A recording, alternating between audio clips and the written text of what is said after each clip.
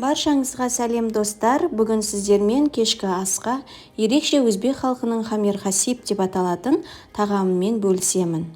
Бізге ең алдымен бір кесе күріш қажет. Жақсылап жуып, үстіне қайнаған су құйып, 5-10 минутқа тындырып қоямыз. Күрішіміз дайын боламын дегенше қамырымызды дайындаймыз. 400 грамм ұнымызға 1 штук жұмыртқа, 1 қасық тұз қосып, салқын сумен қамырымызды илеп шығамыз. Қамырымыз мантының қамыры сияқты қатты болып иленуі керек. 5-10 минутқа бетін жауып тындырамыз. Ендігі кезекте ішіне қосылатын салмасын дайындаймыз.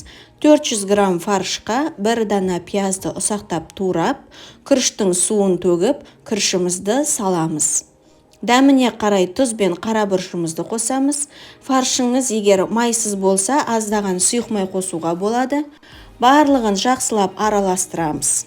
Тынған қамырымызды қайтара илеп, өзіңізге жаюға ыңғайлы етіп, бөліктерге бөліп шығамыз.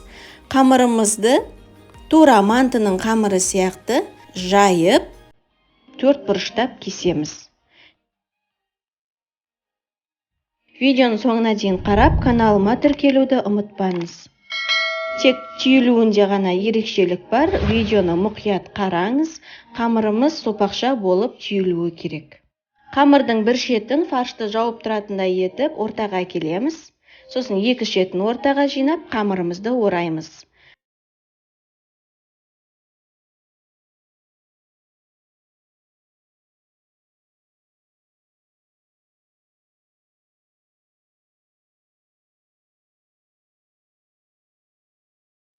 Мантаварканы сұйық маймен майлап, барлығын орналастырып, қайнап тұрған суға 40-45 минут пісіріп аламыз.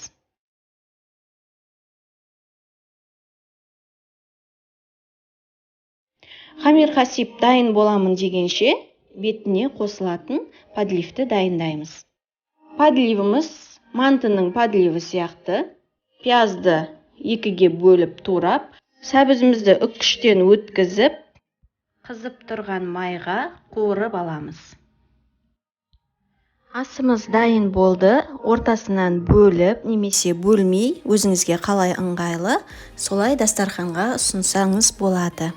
Асыңыз дәмді болсын.